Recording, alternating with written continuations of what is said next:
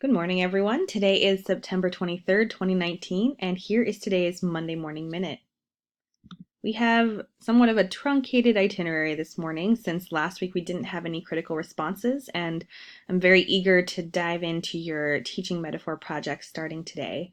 So for today, we'll just talk about this week's readings, which deal with the broad topic of getting organized, and then I'll touch briefly on our assignment this week, which is our critical response number 4. So this week, there's a lot of reading assigned, and I want to give you all my blessing to judiciously skim it as you see fit. Again, judiciously. So please do consider what might be most relevant for you and your context. But we're looking at the Emmer and Evertson text, chapters 3 and 4, and also Jones and Jones, chapter 6. And I think Emmer and Evertson really kind of sum up this week's readings when they write, if you've never analyzed the specific behaviors required of students in a typical secondary school classroom, you are going to be surprised by the complexity and detail in the following sections. And again, I think that just kind of sums up this reading this week for sure.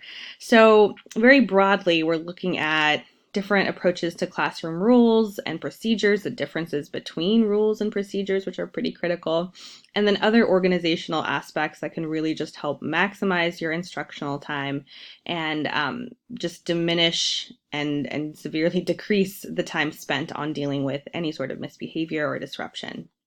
So again, Emmer and Evertson, they're focused more on secondary school classrooms.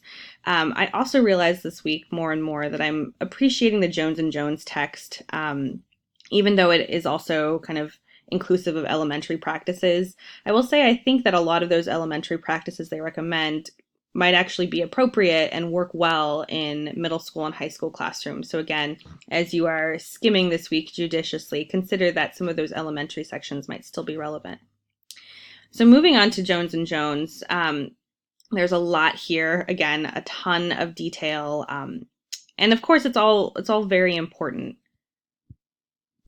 We might not think that aspects like how you organize a classroom, like physically, or how you sort of structure the first few days, or how you transition between different activities might be important to classroom management. But I think Jones and Jones, in their very studious way, kind of outline the case once again that it is actually very critical.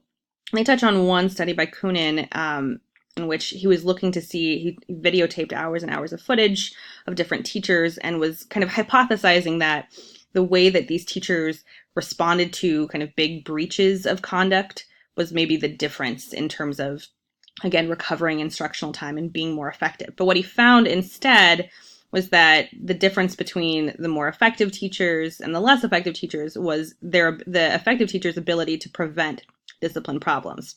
He says these teachers used many types of management skills to ensure that students were consistently and actively engaged in instructional activities. Successful teachers were better prepared and organized and moved smoothly from one activity to another.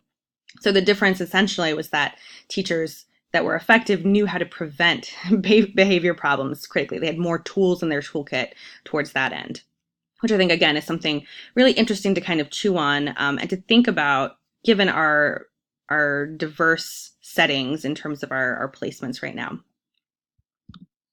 So for this week, we have our 4th critical response. So your initial post will be due on this Thursday, the 26th of September, and 2 follow-ups to your colleagues. Please post those by Sunday. And you are welcome, of course, to respond broadly to these themes, whatever kind of strikes your fancy.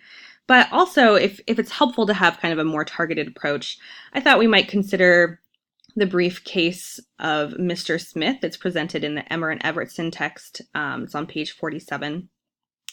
And I want us to think, again, if it's helpful for you, what are the major issues that you see in this classroom?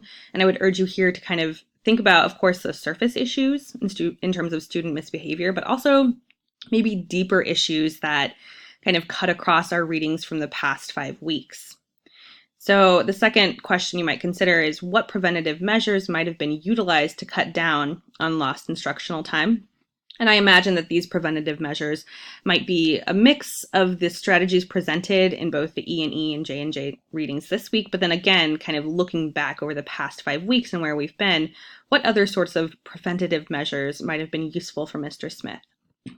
And then, of course, because hindsight is 2020, if you were Mr. Smith, how might you use some of the information that we're reading this week, some of the strategies and ideas to take steps to right this ship? So I think it's a pretty lively case, a lot to kind of unpack there and to get deeper into. So I look forward to hearing your responses to that. As always, if you ever have a question or concern, please feel free to contact me. Thanks so much for your hard work thus far into the semester. I think we're about a third of the way through, which is kind of amazing. So have a wonderful week, and I'll see you back here next week.